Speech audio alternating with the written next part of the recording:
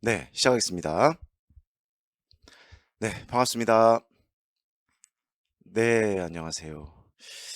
날씨가 이게 또 갑자기 또 이렇게 추워지고 내일은 또 더 추워진다고 이렇게 합니다. 이게 추운 날씨에 또 이렇게 또 어려운 자리, 또 큰 또 결심하시고 나오신 자리, 여러분 만나게 돼서 반갑고, 일단 시작을 좀 해보겠습니다. 뭐 어떻게 될지 좀 궁금하시죠? 그래서 일단 첫 시간은 조금 안내의 시간을 좀 갖고 교재 소개도 좀 해드리고, 그 끝난 다음에 이제 바로 오늘 해야 될 또 수업 내용으로 그렇게 들어가 보도록 하겠습니다. 어, 우리가 문학을 하러 오셨죠. 네. 그 문학은 크게 두 부분으로 나뉩니다. 크게. 하나는 노래, 하나는 이야기.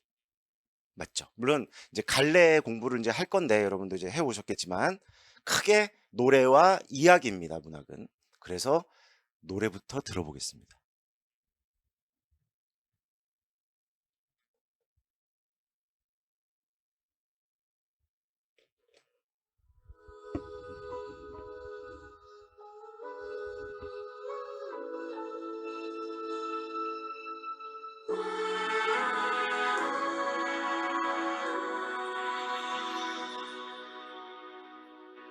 꿈꾸지 않으면 사는 게 아니라고 별에는 맘으로 없는 게 가련해 사랑하지 않으면 사는 게 아니라고 설레는 마음으로 낯선 길 가려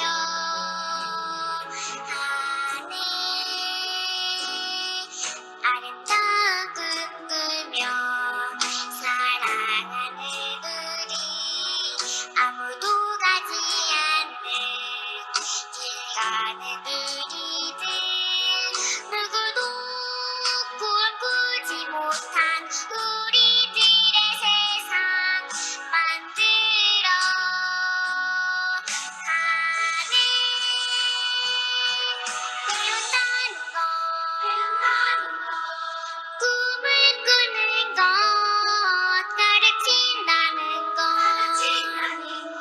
희망을 노래하는 것 우린 알고 있네 우린 알고 있네 배운다는 것 가르친다는 것 희망을 노래하는 것 네, 잘 들어보셨죠? 네. 우리는 하여튼 가르치기도 하고 또 배우기도 합니다. 그러니까 우리는 가르치는 사람이라고만 생각하지 마시고 아이들은 배우는 사람이라고만 생각하지 마시고 현장에 나가면 아이들로부터 더 크게 성장할 것이다. 그러니까 교사도 항상 배우고 가르친다.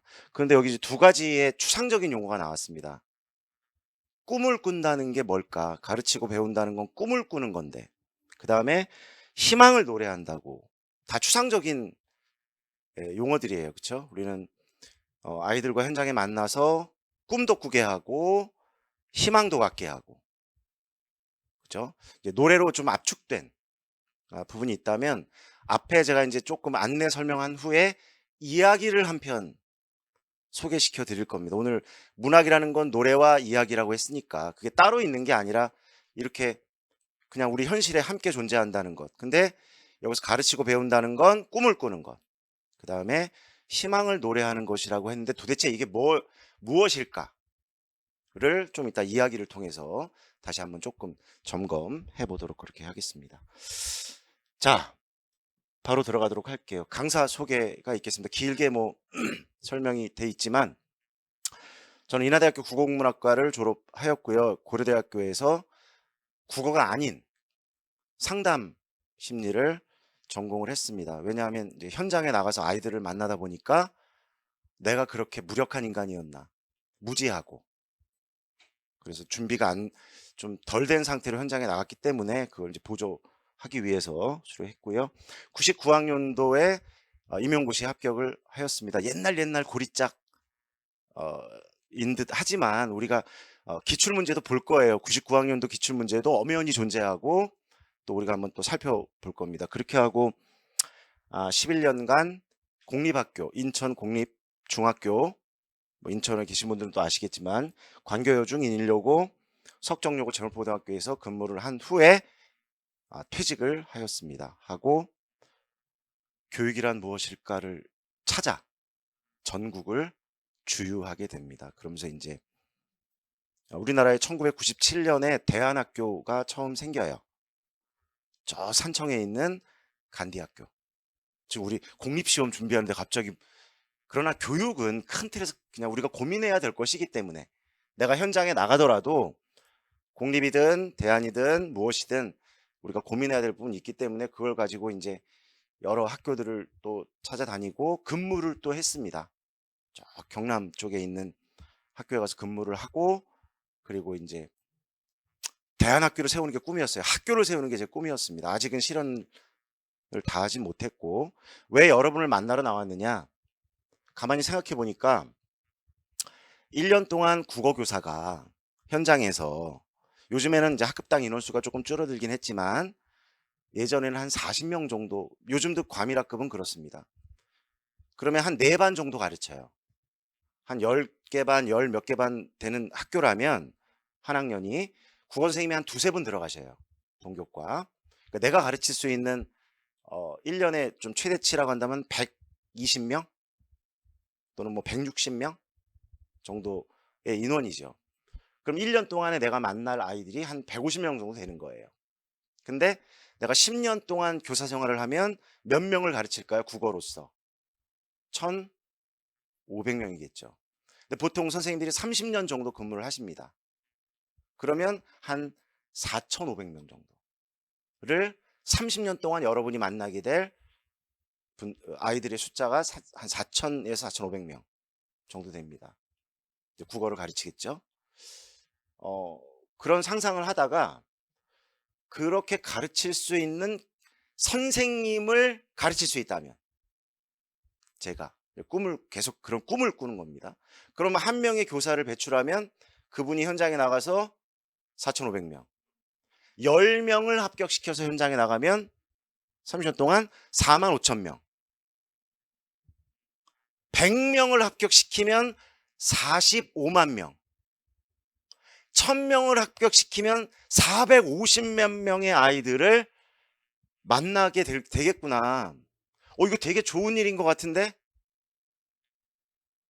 라고 혼자 저 INFP거든요. 저 내성적이고요. 상당히 감성적이고요.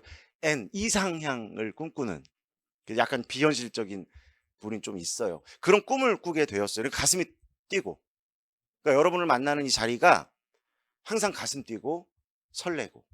왜? 여러분들이 앞으로 내년에 어떻게 자라서, 아니, 다 자랐지만, 어떻게 성장해 저와 함께 내년에 아이들을 현장에서 만날까? 그리고 30년 동안 4,500명의 아이들을 어떤 꽃으로 피워낼까? 이런 것들의 설렘을 가지고 여기 나와서 지금 15년째 여러분과 함께 또 하고 있습니다. 그게 저고요. 자, 이제 다음으로 또 넘어가겠습니다.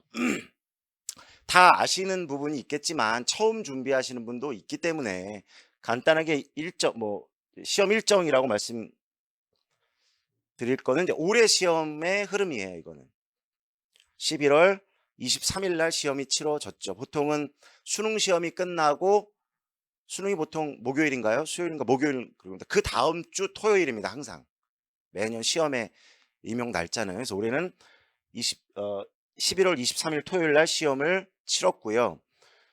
1차 시험입니다. 교육학 전공 A, 전공 B. 우리가 지금 저랑 함께 준비해야 될 부분은 이제 A형, B형이라고 불리죠. 시간은 90분입니다. 그러니까 1시간 30분. 이제 뒤에 이제 문항수도 나오겠지만 A형이 12문항이에요. 12문항. B형이 11문항입니다. 그럼 계산을 잠깐만 해본다면 12문항의 문제를 90분 동안 풀어야 하기 때문에 한 문항당 우리가 이제 대충 계산을 해보면 한 8분? 8분이 안 되죠. 7분 정도, 예, 7분 정도. 왜냐하면 이제 숨도 골라야 되고 시험지도 넘겨야 되고 이런 시간들 빼면 한 문제당 7분의 시간이 나에게 주어지는 겁니다. 시험장에서. 시험을 쳐보신 분들은 아마 이해하실 거예요. 물론 그 문제 안에는 기입형 문제도 있고, 그러니까 가로를 채우는 문제도 있고, 그다음에 서술을 해야 되는 문제. 그래서 우리가 서답형 문제라고 부릅니다. 기입형도 있고 서술형도 있고. 기입형은 조금 시간이 조금 빠를 수도 있겠죠. 7분으로 따진다면. 서술형은 훨씬 시간이 더 많이 걸릴 겁니다. 그러나 평균적으로 한 문제를 만나서 지문을 저희들은 다 지문이 있기 때문에 그 문제를 읽고 의도를 파악하고 조건을 확인하고 보기를 확인하고 생각 구상하고 그리고 답안지에 써야 됩니다. 그러면 7분이라는 시간이 긴 시간이 아니에요. 여러분은 이제 처음 제로로부터 저희가 시작한다고 말씀드렸기 때문에 이게 어느 정도 그냥 공부가 되면 들어가서 내가 아는 거 쭉 써내고 나오면 7분이면 충분하지 않을까라고 생각하지만 정말 시간이 빠듯하고요. 또 생각이 안 나고 막히는 경우도 생기고. 그럼 우리가 길러야 되는 능력이 뭘까? 지금 7분이라고 말씀드렸어요. 그럼 일단 어떤 능력이 길러져야 한다고 생각하시나요? 여러분들 당장 지금 딱 드는 생각이. 지문을 빠르게 읽어야겠죠. 그 다음에 정확하게 읽어야겠죠. 근데 이게 말처럼 쉽지가 않습니다. 정말 가장 어려운 거예요. 우리가 자칫 잘못하면 임용은 암기한 거 쓰고 나오는 거야 라고 생각하실 수도 있어요. 내가 외운 거 딱 나오면 빨리 그거 기록하고 나오는 거라고 생각하는데 그렇지 않습니다. 읽고 분석을 해야 돼요. 근데 이 시간이 나에게 주어진 시간이 7분 정도밖에 안 된다는 거. 그 시간에 읽고 이해하고 의도를 파악하고 쓰는 시간까지 시간이 많지 않습니다. 이 능력을 키우려고 여기에 나왔다라고 보시면 돼요. 여러분이 이 자리에 나온 이유는 하나하나 지식들을 또 이제 쌓아가실 겁니다. 그죠? 그걸 단순히 외워서 쓰는 시험이 아니라 그걸 가지고 이 문제에 맞게 적용하는 능력. 그것도 단 7분 내에. 그러니까 어마어마한 능력이 필요한 거예요. 대충 공부하고 대충 외우고 그리고 가서 외운 것 조금 쓰고 나와야겠다 하면 읽히지도 않고 내용 파악도 안 되고 시간도 부족하고. 이해되시죠? 그게 우리의 목표다. 그게 되려면 뭐가 필요한지를 앞으로 안내해드리고 여러분과 함께. 이게 처음은요, 여러분들 분량이 적기 때문에 할만해요. 시간이 지날수록 거기다가 국교론도 해야 되죠. 화독작. 그 다음에 문학의 내영역. 그 다음에 문법의 세부 영역들. 거기에 교육학까지 이제 쓰나미가 몰려올 거예요.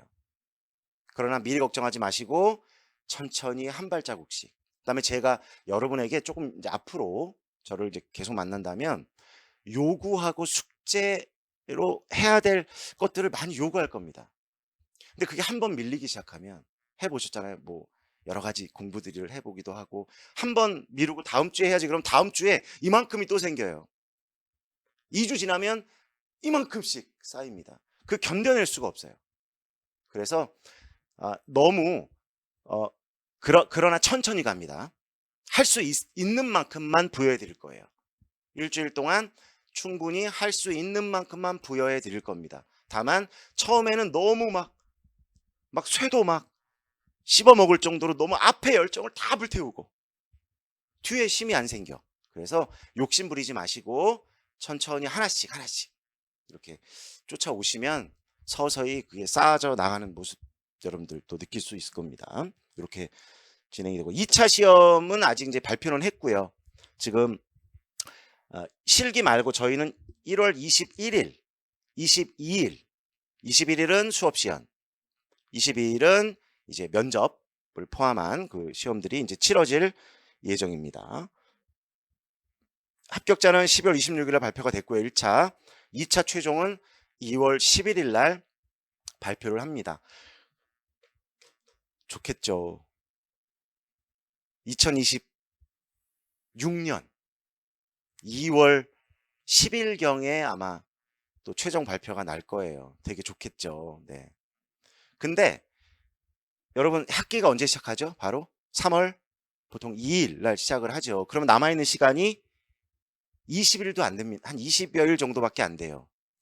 그 안에 요즘 여러 교육청마다 신규 교사 연수를 합니다. 조금 쪼개서 하기도 하고요. 그러니까 미리 이때 하고 여름방학 때 나눠서 하는 경우도 있고 그냥 아예 2월 달에 신교사 연수를 합니다. 거의 2주예요, 2주. 이제 그 교육청별로 이제 장소를 지정해서 그래서 연수를 받게 됩니다. 그럼 연수를 받고 나면 바로 어떻게 되냐면 바로 학교에서 불러요. 이제 학교 배정이 납니다. 신규 교사가 가장 늦어요. 기존에 있는 선생님들 배치를 다 하고 빈자리는 전부 신규라고 해놔요. 그리고 여러분이 거의 마지막에 이제 학교 발표가 납니다. 이거 한 2월 한 20일경이 좀 지나야 될 거예요. 연수를 받고 거의 끝 무렵에 이제 학교, 중학교면 중학교, 고등학교 배정을 받습니다. 받으면 학교에서 오라고 합니다. 그럼 이제 또 학교 찾아가서 또 교과서도 받고 또 교과 선생님들하고 또 이 교재 또 협의 연구도 하고 그러고 나면 바로 3월 2일 날 아이들 앞에 서서 첫날. 근데 보통의 경우 다 그렇진 않지만 요즘에 담임이 다 기피해요. 담임이 3D 직업이라. 신규들을 꽂아요. 조금 연세 드신 분들이 안 하시려고 그런단 말이에요. 힘들어서. 그러면 거의 담임이 될 가능성이 높아요. 매우. 한 80% 이상. 그럼 바로 3월 2일 날 전체 인사하고 우리 반이라고 들어와야 돼 이렇게. 그럼 애들은 뭔가 우리 지금처럼 어색한 분위기. 그죠? 그때 첫 마디를 뭘 해야 되는지 다음 시간부터 바로 수업은 어떻게 진행돼야 되는지 근데 그것만 중요한 게 아니라 바로 담임 업무가 시작돼요. 갑자기 출석부를 주고 명료표를 주고 뭘 가지고 막 입력해야 되고 막 가정통신문을 나눠줘라. 정말 정신없는 시간들을 그래도 보내면 좋겠죠? 내년 3월에 그런 시간이 또 진행될 겁니다. 문학이 저희가 총 80점 전공이 80점 만점입니다. 아실 거예요. 여기다가 이제 교육학 20점. 네, 80점. 요 중에 문학 점수 우리가 지금 문학 수업을 들으니까 몇 점일까요? 혹시 80점 중에 네, 이런 것들은 좀 관심을 우리가 또 가지면 좋겠죠. 32점이 문학에 배정된 점수입니다. 현대시, 현대소설, 고전시가, 고전산문. 그 다음에 이제 교육론, 화법, 독서, 작문. 그게 24점. 그 다음에 문법이 24점. 이렇게 해서 80점 만점이다. 좀 이따 다시 보여드리겠지만 올해 시험을 쳐보신 분도 있고 아닌 분도 있지만 커트라인이요.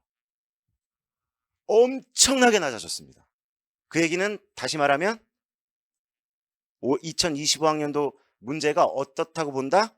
매우 이제 수험생분들은 되게 굉장히 어렵게 아마 느껴졌을 것 같고 과락이라는 게 있습니다. 과락이 약 32점을 못 맞으면 안 뽑습니다. 그게 과락 점수예요. 아마 과락도 꽤 많은 걸로 지금 예상이 됩니다. 좀 이따 이제 점수 잠깐 보여드릴게요. 이렇게 이제 진행이 되고요. 2차 시험 이제 앞으로 진행될 건데 지역마다 달라요. 이건 서울을 기준으로 했습니다. 이제 지도안이 보통 한 15점. 안 보는 경우도 있어요. 지도안을 평가하지 않는 지역도 있습니다. 근데 서울 같은 경우는 지도안을 작성하게 하고 그 지도안을 점수를 매깁니다. 15점. 그다음에 거의 절반이 수업 시연. 이 거의 한 45점. 그다음에 면접과 관련된 게 45점. 그래서 배점이 굉장히 크죠. 그렇게 이제 진행이 될 거고요. 자, 방금 그 점수 말씀드렸는데요. 여기서 잘 안 보이시겠지만 이렇게 보시면 돼요. 맨 밑에가 2020학년도, 그다음에 21학년도, 22학년도, 23학년도, 24학년도, 25학년도 1차 합격선이에요. 그러나 이게 요 합격선의 점수의 의미는 뭐냐면 서울 같은 경우는 올해 1차 80점 만점이 100점 만점입니다. 100점 만점에 지금 56.67점이 나왔다는 거예요. 그 얘기는 뭐냐면 교육학을 20점 맞았다고 가정한다면, 만약에 만점을 가정한다면 전공이 몇 점 나왔다는 얘기죠? 56.67이라면 36.67점이 나왔다는 겁니다. 80점 만점에 36.67점을 맞으면 합격한다. 그러나 이 점수는 지역마다 좀 다른데요. 서울이 올해 한 62점 정도 좀 넘었어요. 근데 왜 이 점수가 나왔냐면 이거는 전국적으로 점수 편차가 좀 다릅니다. 지역마다 달라요, 점수가. 그런데 가장 낮은 지역의 점수를 이렇게 표현한 거예요. 그래서 대략 올해는 100점 만점에 약 60점 정도는 맞아야 합격을 한 것으로. 그 편차는 있어요. 약간 몇 점. 그 얘기는 교육학을 20점 만점 맞았다는 가정할 때 전공 40점 정도를 맞아야만, 그러니까 반타작이죠. 전공이 아까 80점 만점이라 그랬는데 반타작 했으면 올해 합격을 했다고 치는 것이다. 문제를 매우 어렵게 느꼈다. 다만 문제가 어려웠던 건 아니다. 자, 이걸 어떻게 이해할 것이냐의 문제예요, 여러분들. 수험생들은 어렵게 느꼈어요. 절반 반타작밖에 못했기 때문에. 그러나 제가 판단하는 올해 시험 문제는 어렵지 않았어요. 그러면 왜 점수가 낮았을까가 또 고민되지 않습니까? 저는 어렵지 않다고 여러분에게 말씀드리는데 이따 나중에 다 풀 겁니다, 우리가 문제를 또. 근데 왜 점수가 낮았을까? 그 원인을 알아야, 귀인을 할 수 있어야 해결이 되죠. 다음 문제가. 제가 느끼는 가장 큰 이유, 여러분들은 어렵게 느꼈는데 제가 보기에는 문제가 어렵지 않았다. 그러면 그 격차는, 갭은 어디서 생겼느냐? 바로 그게 문제를 잘 이해하지 못했기 때문이에요. 이거 매우 중요한 시사점이에요. 제가 7분 동안 암기한 거 쓰고 나오는 거 아니라고 했죠. 그걸 올해 여실히 보여주고 있어요. 나중에 여러분이 답을 알고 나면 뭐야 이거, 이렇게 돼요. 뭐야 이거, 뭐 그렇게 어려운 건 아니었잖아. 근데 왜 못 풀었지? 그 시간에 7분 동안 뭐냐? 문제가 이해가 안 된 거야. 요구하는 그 요구사항, 시험을 낸 분들이 조건에서 요구하는 부분이 잘 안 읽힌 거예요. 그럼 결국 아까 제가 모두에 말씀드렸죠. 암기한 거 풀어내고 나오는 게 아니라 문제의 의도를 파악하는 능력을 갖출 수만 있다면 올해 같은 난이도라고 생각하는 문제에도 점수가 잘 나올 것이다. 그게 제 수업의 목표입니다. 이제 계속 반복할 거지만. 하여튼 올해 처참했어요. 그러나 어렵거나 쉽거나 합격생은 나온다는 사실. 그렇죠? 경쟁률도 많이 낮아졌습니다. 8.76대 1이에요, 올해. 전체 인원이 612명, 저 장애나 일반 저거 빼고 일반만 올해 612명으로 올해 좀 많이 뽑았습니다. 네, 응시생 수가 5,361명. 그래서 전체 경쟁률은 이제 10대 1을 이전으로 들어오게 되었다.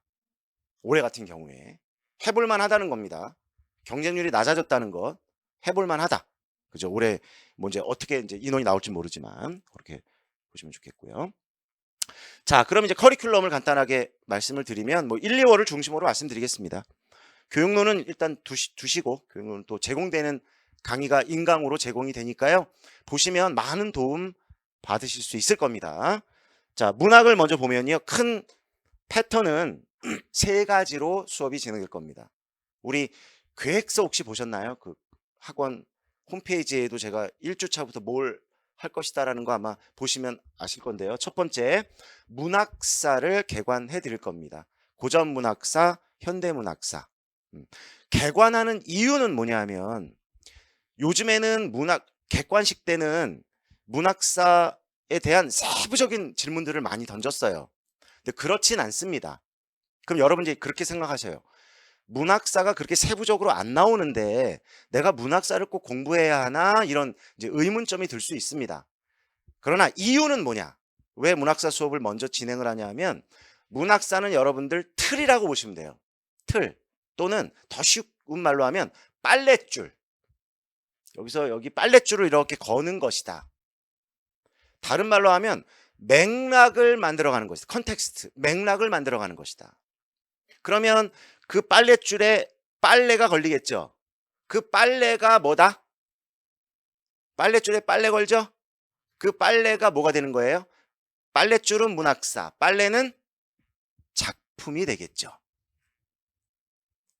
그러니까 그 작품이, 하나의 작품이 맥락이라는 건 전후 맥락이잖아요.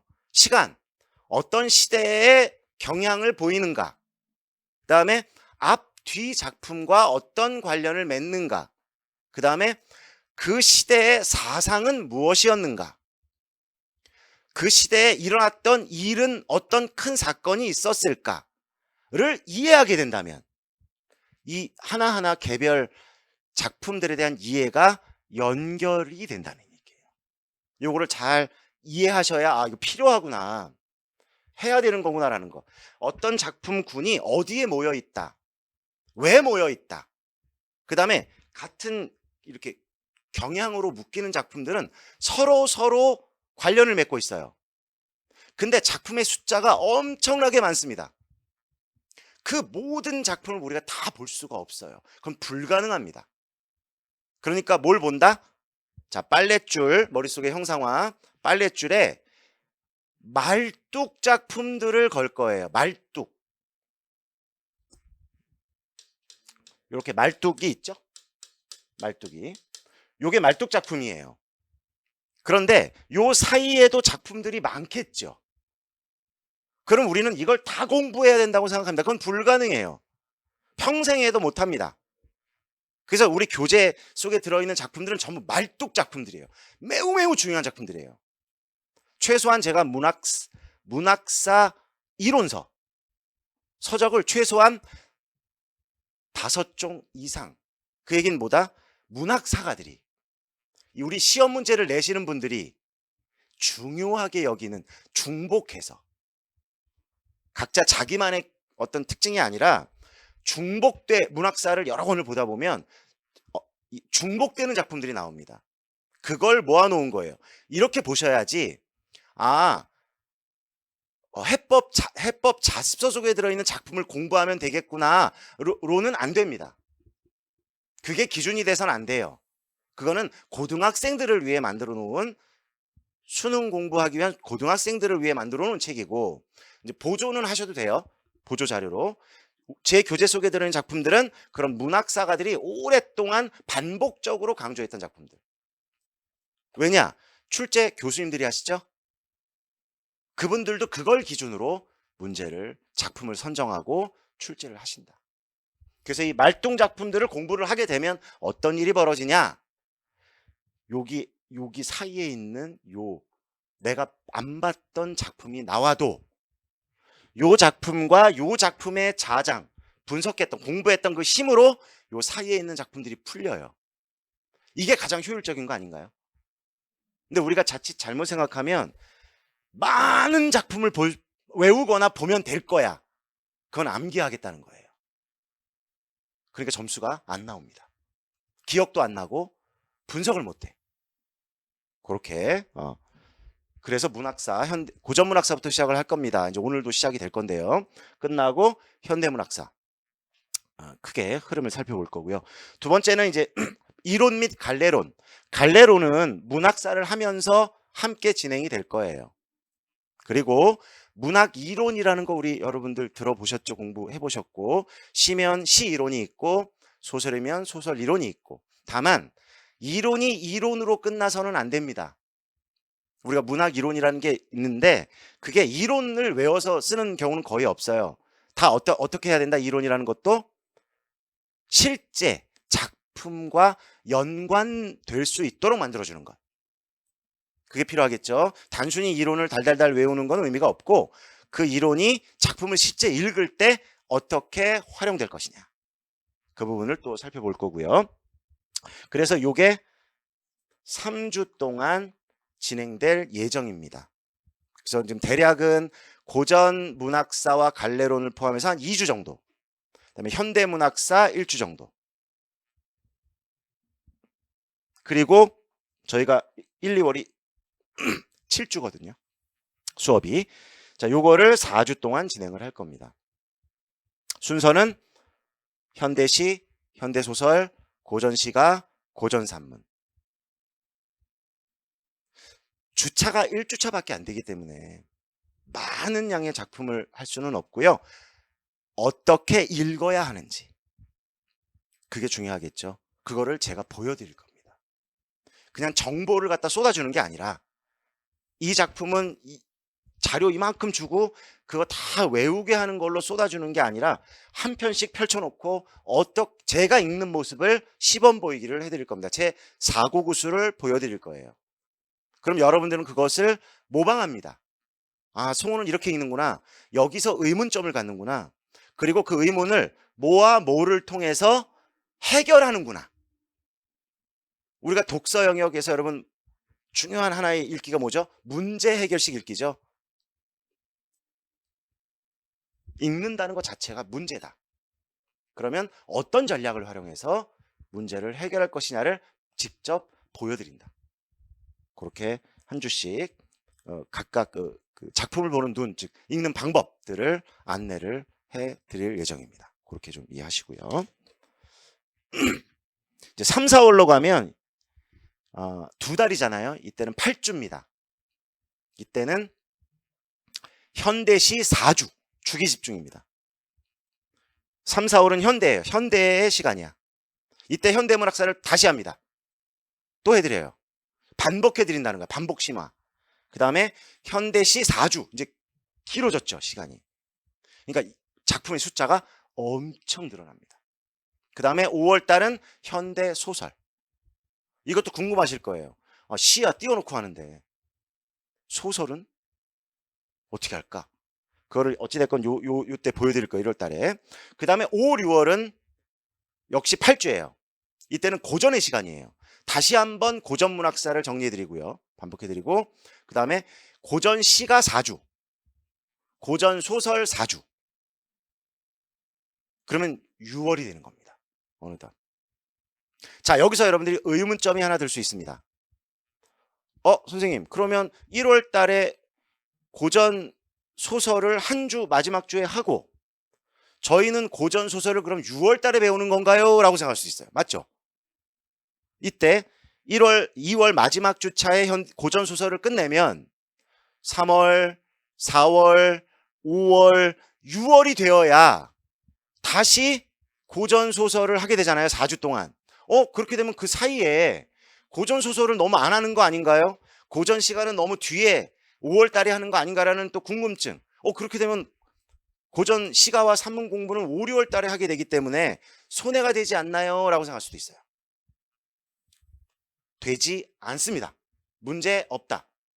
이건 15년 동안 제가 해왔던 경험입니다. 아무 문제가 없다. 이걸 먼저 아시면 돼요. 아무 문제가 없다. 그러니까 제가 걱정하지 마세요. 그러면 걱정 안 해도 돼요. 근데 걱정 좀 하셔야 될걸요? 그러면 많이 하셔야 돼요. 오케이?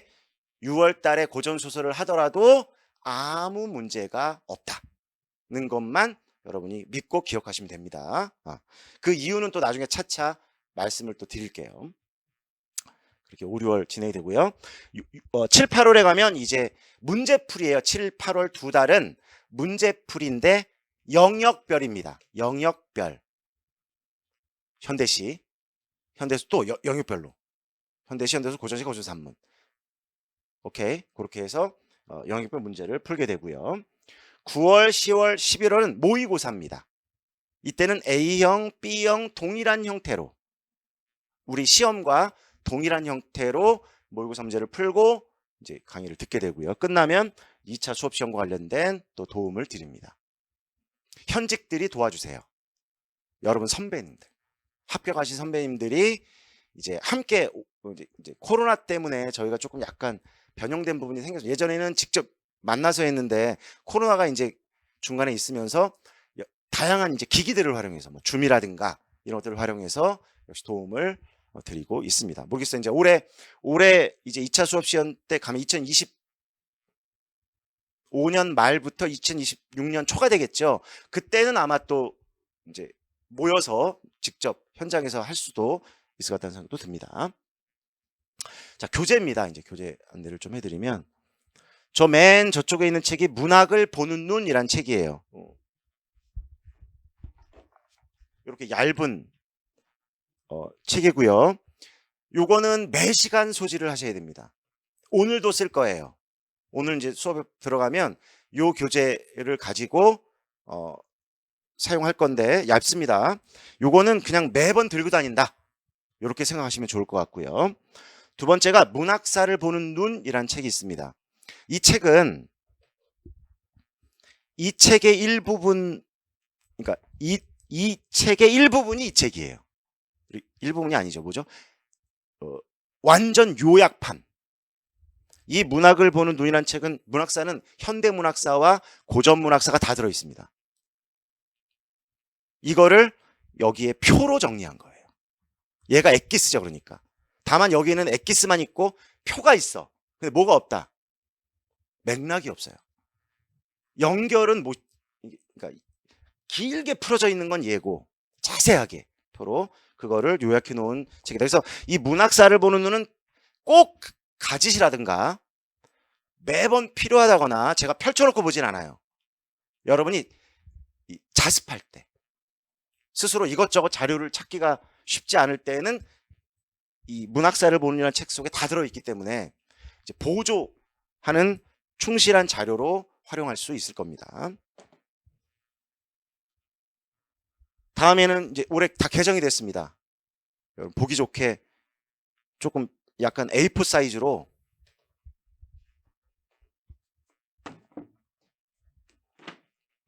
이렇게 조금 길게 그래서 좀 무겁긴 해요. 그래서 운동할 때 좋아요. 이렇게 스쿼트 같은 거 할 때 이렇게 좀 무게가 있어서.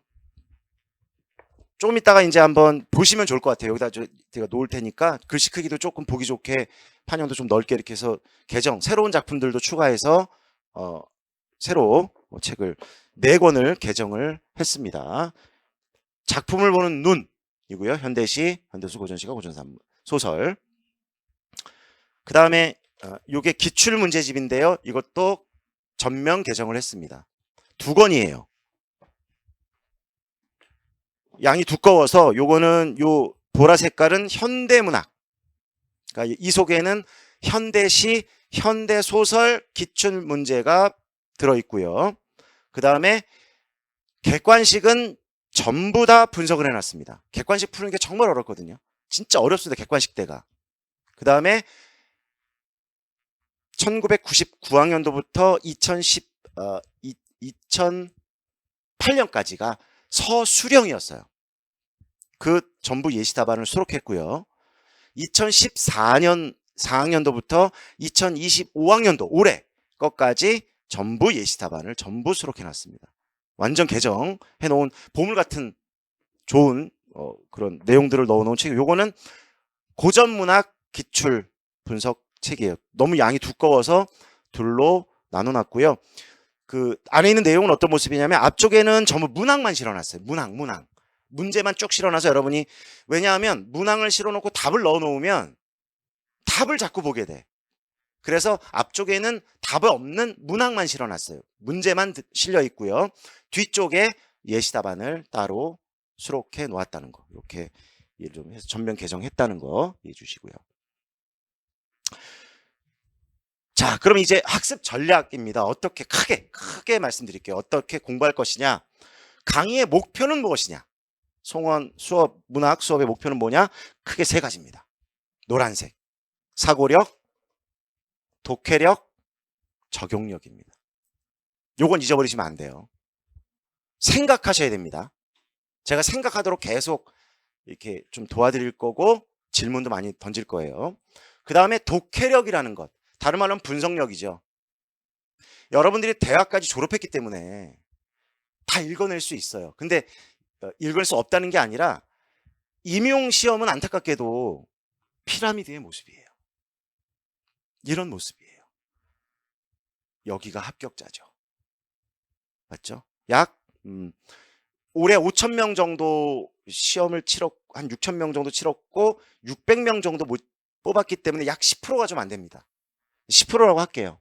넓게. 이 분들만 합격입니다. 나머지 90%는 불합격입니다.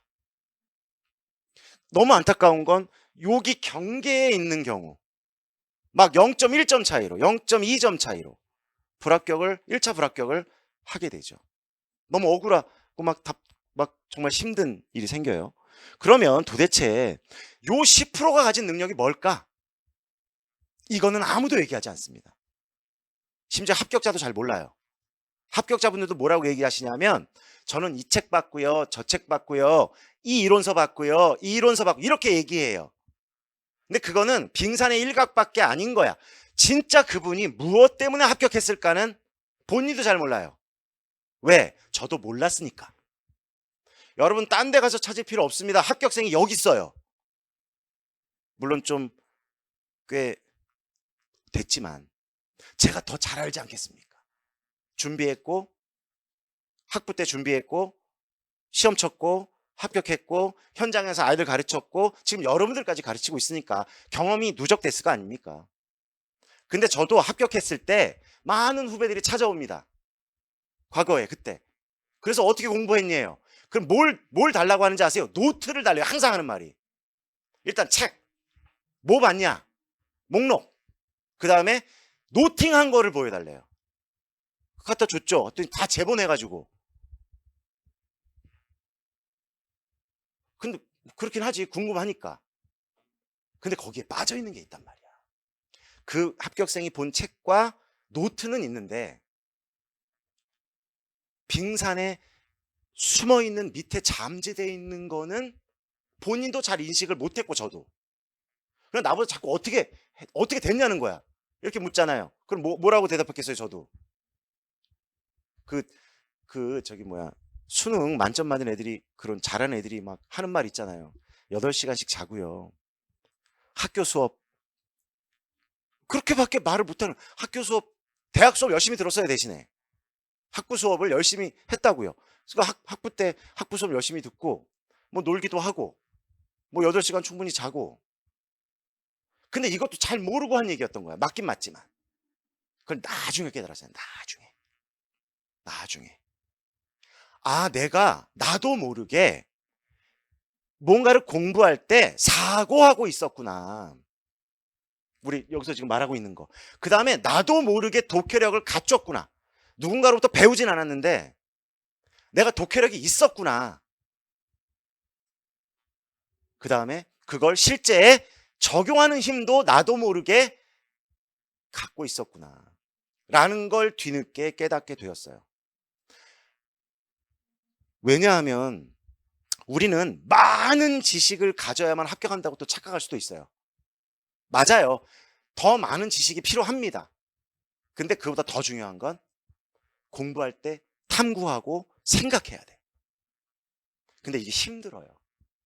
생각하는 게 힘들어요. 왜? 그냥 외워! 그러면 이거 하나, 둘, 셋! 외워! 그러면 뇌가 그냥 이게 제일 편해. 근데 한번 네가 생각해봐. 이것과 이거는 왜 그래? 이 밑줄은 왜 그거라고 생각해? 그럼 이게 힘들거든요. 시간이 많이 걸리고 힘이 들어. 머리가 아파. 근데 시험은 그렇게 나와. 이게 중요한 거야.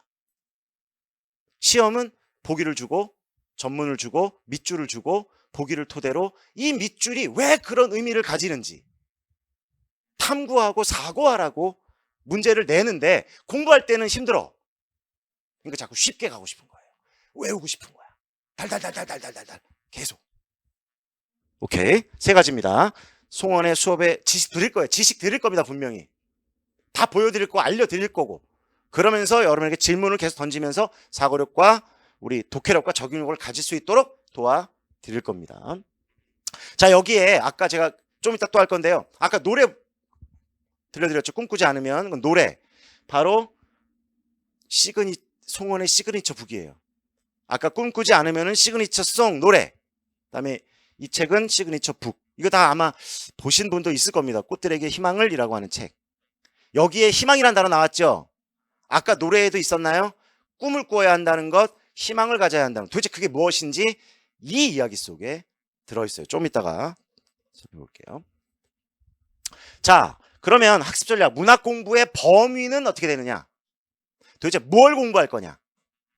라고 이제 요 큰 제목, 범위 무엇? 이렇게 5가지로 나눠봤어요.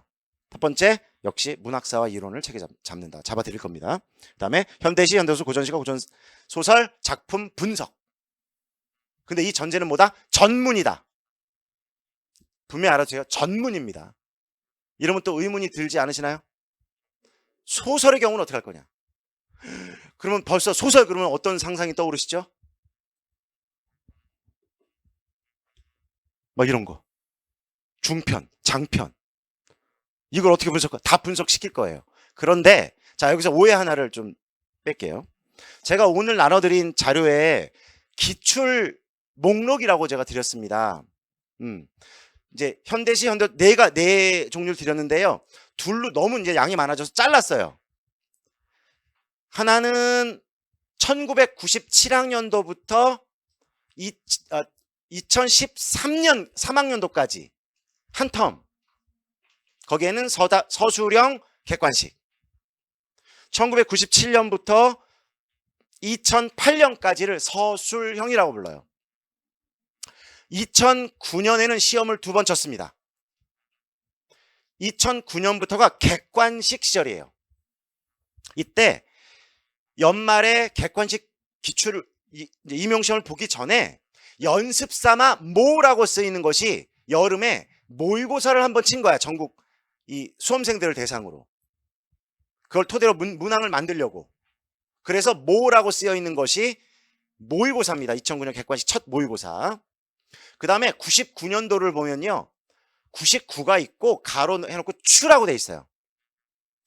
99학년도는 시험을 2번 쳤습니다. 임용을.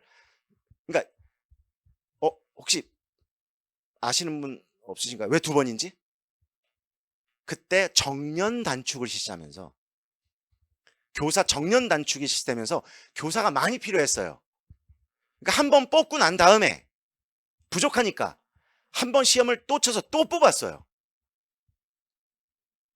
올해도 내년에도 그랬으면 좋겠다. 그죠? 그래서 그 추라는 게 그겁니다. 그때가 시험이 2번씩 있었어요. 그 다음에 2013년까지가 3학년도죠. 까지가 객관식.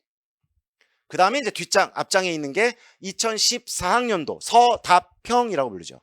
기입형과 서술형과 논술형도 있었어요. 초기에는. 그게 이제 현재까지 논술형은 빠지면서 현재까지 2025학년도까지 왔다. 그러니까 지금 임용의 역사는 총 29년입니다. 29년째예요. 여러분이 30년 썰리 애니버서리 30주년 시험을 치르게 될 겁니다. 2026학년도가 30주년 아마 시험이 될 거예요. 29년 동안 31번의 시험을 쳤어요. 그래서 3번 됩니다. 그 추가와까지 합치면 총 임용 시험이 31번이 있었고, 그렇다는 얘기가 어때요? 문항의 수가 31년치의 문항의 수가 확보되어 있는 것이다. 오케이? 31년치입니다. 31년치. 모의고사로 치면 31회예요. 31회. 그죠? 이렇게 단원 드릴게요. 만약에 31년치 기출문제가 진짜로 다 풀리면 합격입니다. 희망인가요? 불행인가? 뭔가요? 희망 고문인가요? 31년치 기출문제가 답을 외우는 게 아닙니다. 저는 그 답을 다 외웠어는 의미가 없어요. 그거는.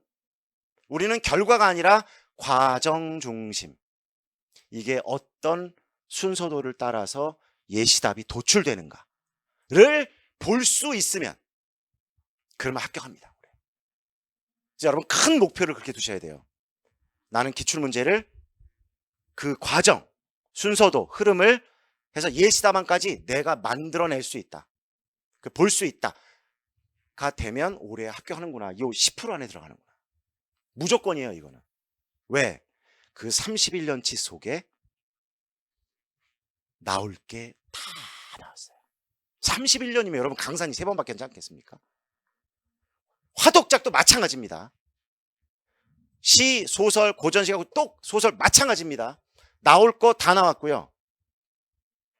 그럼 이제 이렇게 질문할 수 있어요. 아니 똑같은 작품 안 나올 수도 있잖아요. 맞아요. 똑같은 작품 안 나올 수 있어요. 그러나 31년치 속에 들어있는 문학작품이 어느 정도 읽히고 분석이 된다면 어떤 게 나와도 풀 수 있다. 하나 큰 목표 세우세요. 1년 동안 나는 예를 들어 문학기출을 진짜 과정까지 다 훑어서 예시답안을 만들어낼 수 있다. 그러면 합격이다. 이렇게 믿으세요. 다만 그 길에 제가 함께 할 겁니다. 송원이 어떻게 푸는지. 그러니까 여러분이 문제 풀 때 이런 거예요. 자, 이 문제는 보세요. 자, 이쪽 자료 넘기세요. 이 자료에 첫째 줄, 둘째 줄 여기 나와 있죠. 요게 답이 있죠. 이거는 공부가 아니에요. 앞에서 누군가 그렇게 가르친다면. 문제 하나 두고 예를 들어 어떤 작품 하나가 나왔다. 근데 자료를 이만큼 주면서 이 작품 관련된 자료를 이만큼 주면서 보세요. 자, 요 밑줄 치니까 요 두 번째 문제, 세 번째 문제 요 내용 있죠. 보세요. 여기 문제 답 있죠. 이거는 공부가 아니다라는 겁니다. 오케이? 전혀 처음 들어보신 분들은 완전히 다 여러분의 기존 인식을 깨트려 드리겠다. 그렇게 공부를 함께 하게 될 겁니다. 그 다음에 세 번째가 문학교육과정엔 교과서입니다. 이거는 우리가 문학 시간에 하지 않아요. 국교론 시간에 합니다. 성취 기준과 관련되어 있기 때문에. 그래서 여러분 인강으로 제공해 드리죠. 그 안에 있습니다.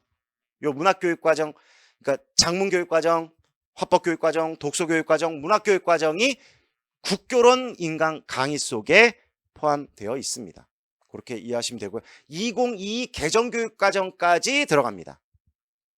다만 이제 이번에 교과서가 새로 나와요. 고등학교 1학년, 중학교 1학년만. 나머지는 안 바뀝니다. 이제 여러분은 거기까지만 신경 쓰면 돼. 왜? 합격할 거니까. 맞잖아요. 근데 내년에 시험을 이제 2020 하시는 분들은 이제 심화 교과서가 그 다음 연도에 나오겠죠. 근데 아직 교과서가 안 나왔다고요. 아직 아이들도 못 받았어. 이제 만들어지긴 했어요. 검인정이 다 나오긴 했습니다. 다만 나온 건 중1, 고1 것만 나왔다. 자, 그럼 이것도 걱정되시죠? 또 은근히 걱정돼요. 교과서가 이제 2015가 아니라 교육과정이 2022로 바뀌었으니까 교과서도 막 바뀌고 이제 이런 막 불안, 고민 이런 게 많이 되실 거예요. 그럼 이렇게 말씀드릴게. 아주 쉽게 말씀드릴게요. 국교론 예를 들어드릴게요. 국교론 화법입니다. 화법이라는 과목이 있죠.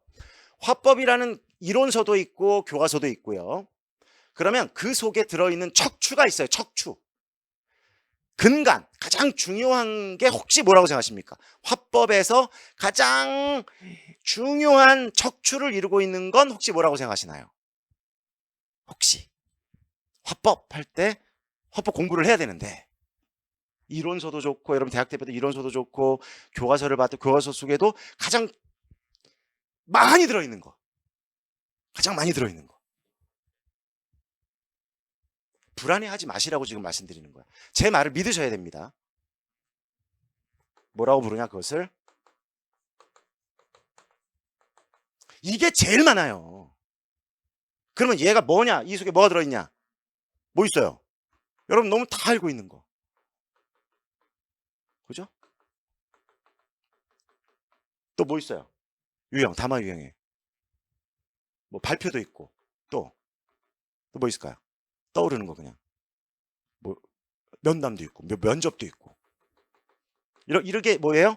담화 유형이죠? 이게 가장 많아요, 양이. 여러분 개론서 펼쳐봐도 거의 이걸로 돼 있어요, 거의 다. 그럼 보세요. 자, 2022다. 2022 개정이 되었다. 교과서도 막 개정이 되었다고 이제 생각하실 거 아닙니까? 그럼 이제부터 토론을 가르치지 말자. 빼버려.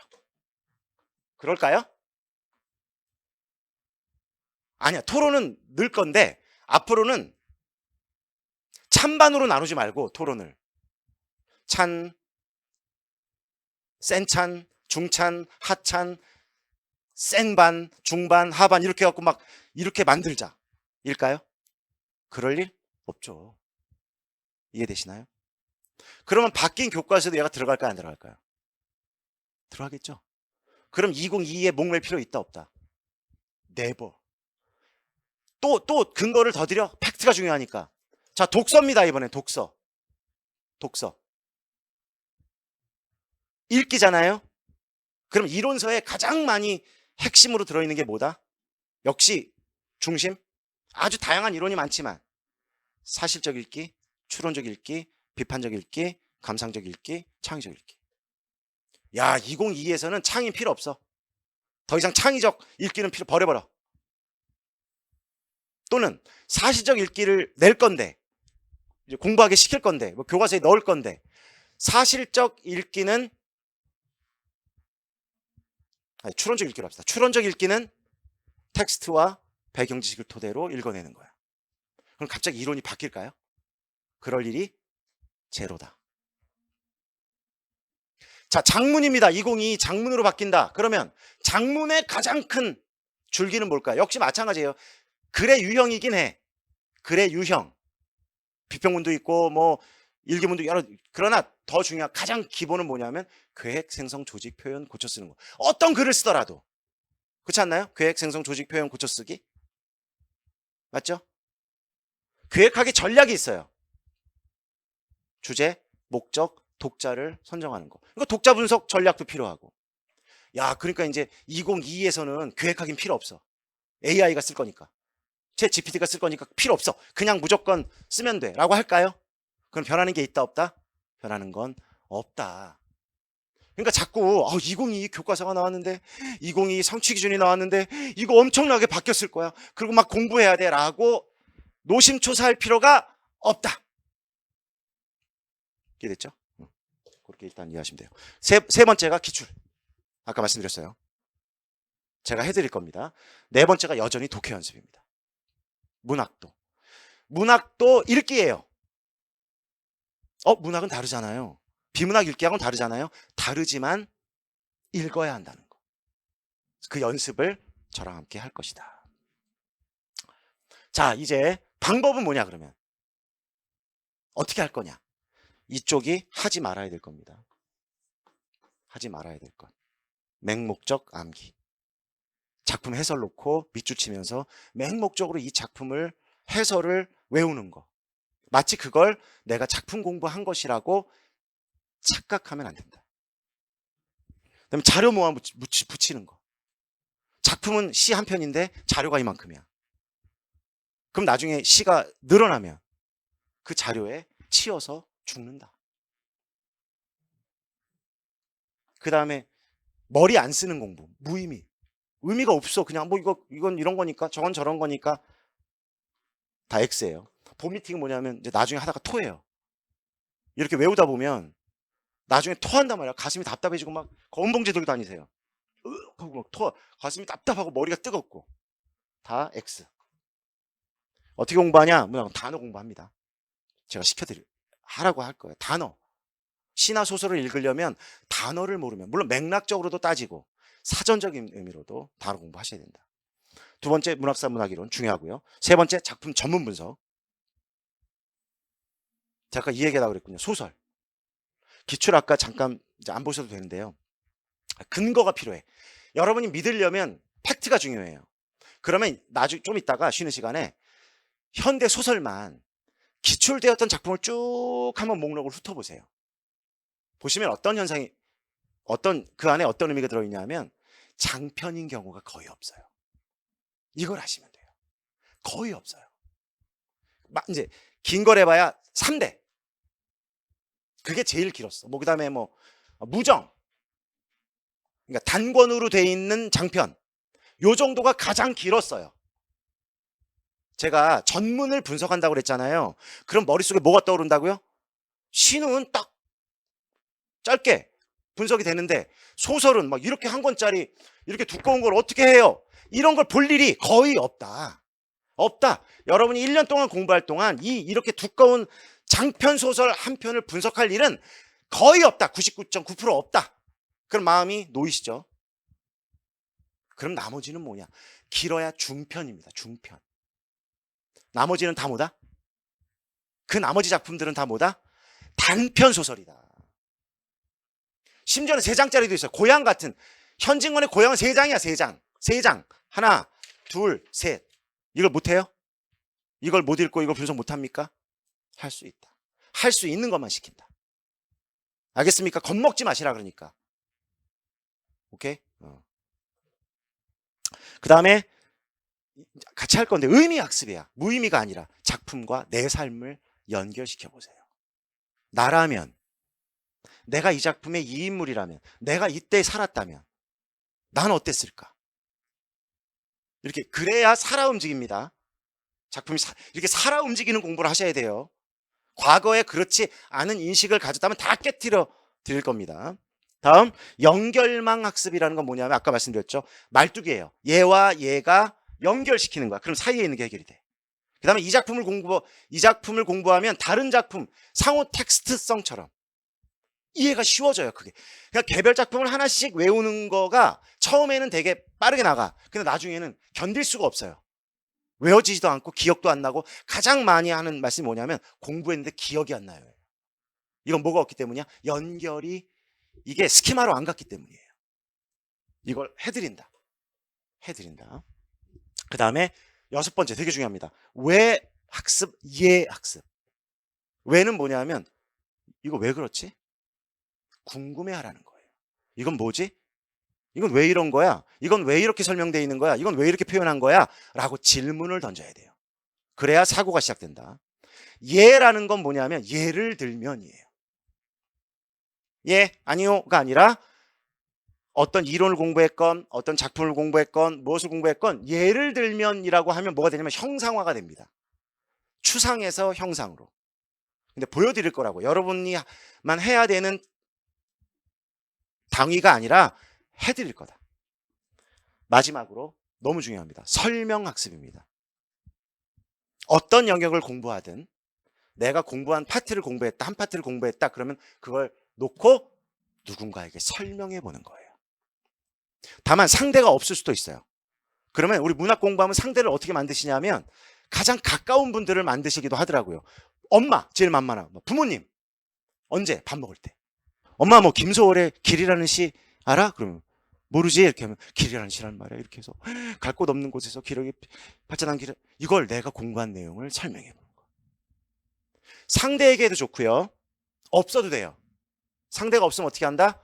인형, 푸바오 같은 거 하나 놓고 설명해 보는 연습을 한다. 그게 문학이든 문법이든 국교론이든 아니면 교육학이든 다 가능합니다. 다 가능해요. 어떤 파트 일부분을 공부했다? 그럼 덮어놓고 또는 펼쳐놔도 돼요. 놓고 한번 설명해보는 일. 그러면 어떤 일이 발생하냐? 설명이 잘 되면 알고 있는 거예요. 근데 자꾸 막힌다. 그럼 내가 온전히 내 것으로 소화가 안 된 거예요. 그러니까 내 것으로 소화 안 된 건 전부 단기 기억에서 사라집니다. 그 연습들을 하도록 도와드릴 것이다. 그렇게 보면 되겠고요. 요거는 요거는 분석 틀인데요. 문학 작품 분석 틀이에요. 요건 시 전문, 그다음에 요게 틀입니다. 요게 그 작품을 보는 눈 요 4권에 맨 앞에다 다 실어놨습니다. 앞에다 다 실어놨어요. 현대시, 현대소설, 고전시, 고전산문 4군데에다가 다 실어놨어요. 시가 문학, 시를 분석하는 틀과 소설, 산문 문학을 분석하는 틀을 교재 안에 모두 넣어놨습니다. 그 틀을 보시고 모델 삼으시고 저희가 카페가 있어요. 아닌데 이게 송환 학당이라고 하는 이 다음 카페가 있습니다. 여기 가입해 주시고요. 가입하면 자료실에 한글 파일로 이 표를 넣어놨어요. 한글로. 그럼 그거를 내려받으시면 돼요. 그럼 뭐가 있냐면 요 다 빈칸입니다. 틀만 있어요. 틀. 그 틀을 여러분이 채우는 거예요. 저랑 수업했던 작품들을 토대로 그거부터 스스로 분석을 틀을 채워가는 게 과제입니다. 앞으로 4주차째부터 해볼 거예요. 현대 시부터. 오케이. 그게 이제 과제입니다. 그렇게 틀을 넣어놨으니까 활용하시면 되고. 요 카페 들어가시면 자료방에 그 분석 틀이라고 하는 시 분석 틀, 소설 분석 틀이라고 하는 한글 파일이 있습니다. 그걸 내려받으셔서 손으로 작업하지 마시고요. 너무 많이 걸려요, 시간이. 이제 장단점이 있는데 워드로 해야 나중에 다시 말씀드리겠지만 손으로 하면 수정이 어려워요. 근데 워드로 하면 썼다 지울 수도 있고 써놓은 다음에 밑에 덧붙이기도 할 수 있고 색깔도 다양하게 바꿀 수 있고 이런 좀 장점이 있기 때문에 그런 워드 작업으로 분석을 좀 하시기를 추천드립니다. 자, 수강후기 몇 가지 보여드릴 텐데요. 노란색만 보시면 돼요. 다 안 읽고 있고요. 작품의 해설을 외우는 게 아니라 이게 송원 수업의 특징입니다. 스스로 작품을 보고 해석하는 능력을 길러주셨다는 거. 됩니다, 이거. 그냥 믿으시면 돼요, 이거. 다음. 또 이번에 노란색이요. 무엇을 어떻게 공부해야 하는지 길을 알려주셨고 또 같죠. 단순한 지식 암기가 아닌 교사로서 갖추어야 할 눈을 기를 수 있도록 이게 분석력입니다. 그걸 가질 수 있게 되었다는 거. 또 노란색.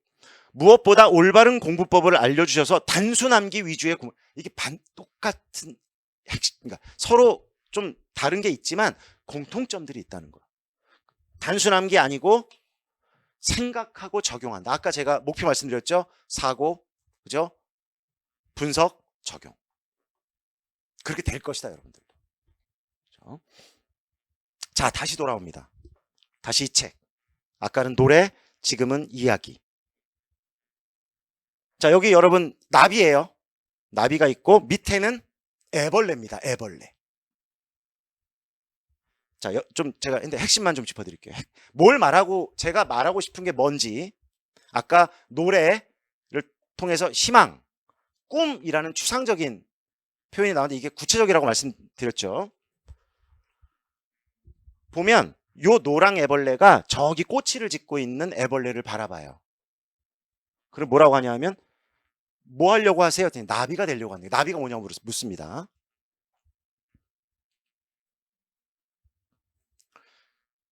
이 애벌레가 모르고 있던 게 뭐냐면 내 안에 이미 나비가 있다는 걸 저 애벌레가 알려줘요.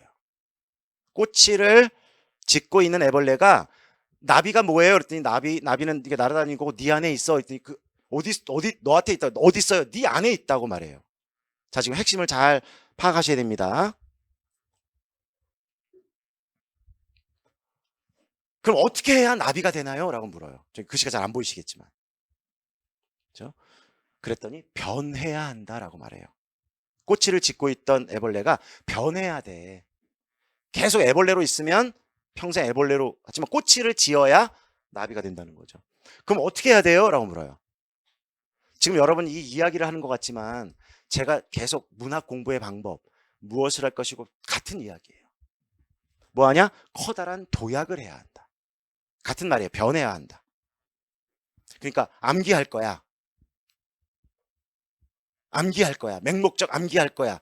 이대로 가면 애벌레로 사는 거라고. 이해할 거야. 독해할 거야. 적용할 거야. 가 변하는 겁니다. 나비가 되면 애벌레와 나비가 가장 큰 차이점이 뭐예요? 네, 날아가는 거죠. 나는 겁니다. 여러분의 목표도 나는 거예요. 애벌레로 사는 게 아니라 애벌레가 뭐 하고 사는 거다? 달달달 암기하고 사는 거야. 나비가 된다는 건 스스로 생각하고 탐구하고 적용하고 분석하는 힘을 저는 이렇게 읽혀요. 이 내용이 다양하게 읽히지만 그래서 노랑 애벌레가 꼬치를 짚게 된다.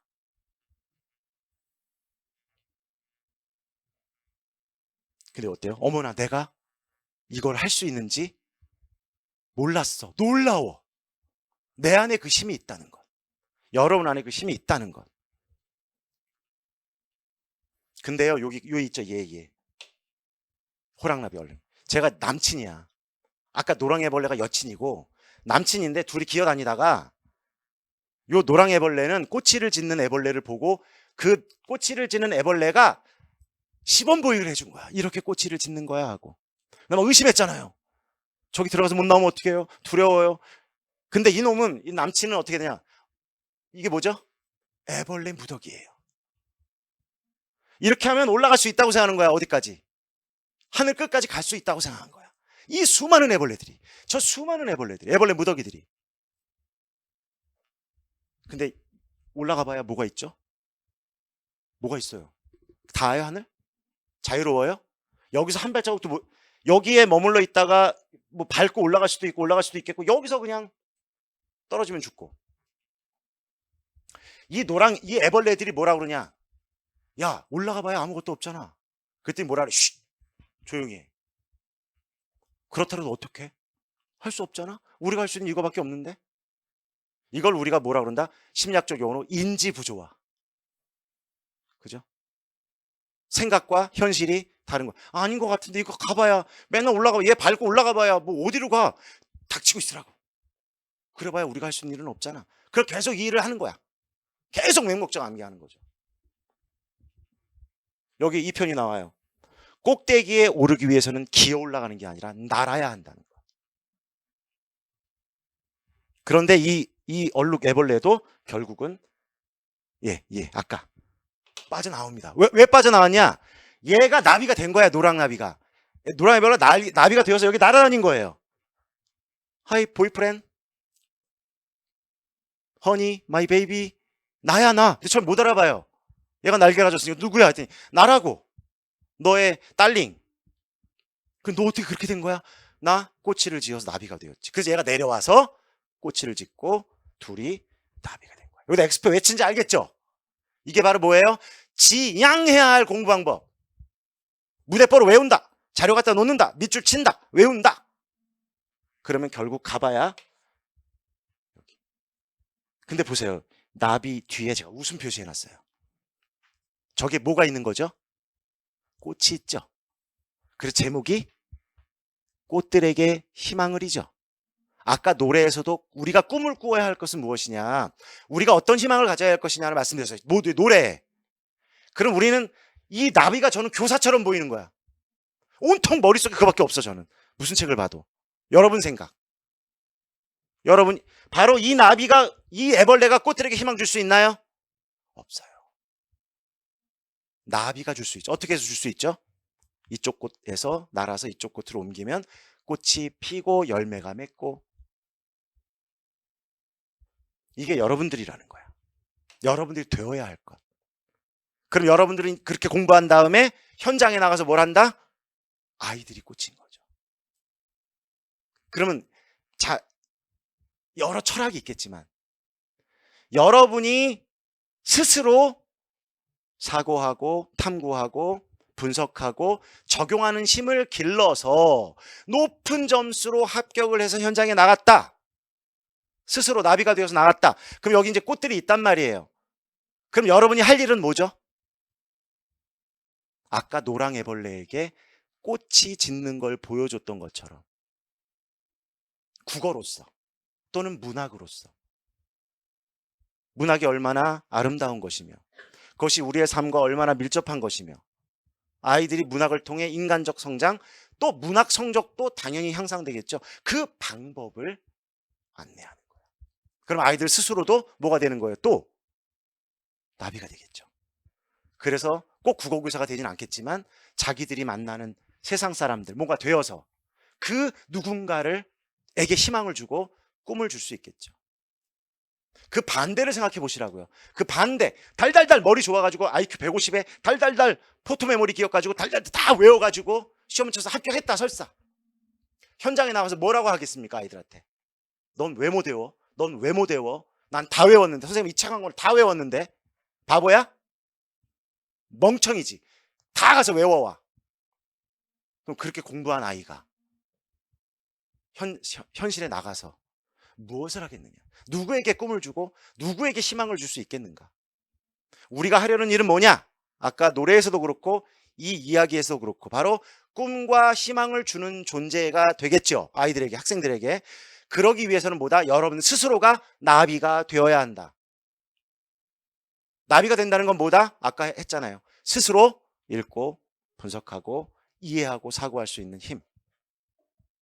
그걸 가지고 아이들에게 나가서 그 방법을 선생님이 직접 보여주시고 아이들이 그 힘을 길러나갈 수 있도록, 나를 만난 아이들이 그 힘을 길러나갈 수 있도록. 그게 우리의 역할 아닌가라는 생각이 듭니다. 꿈이나 희망이라는 생각이 듭니다.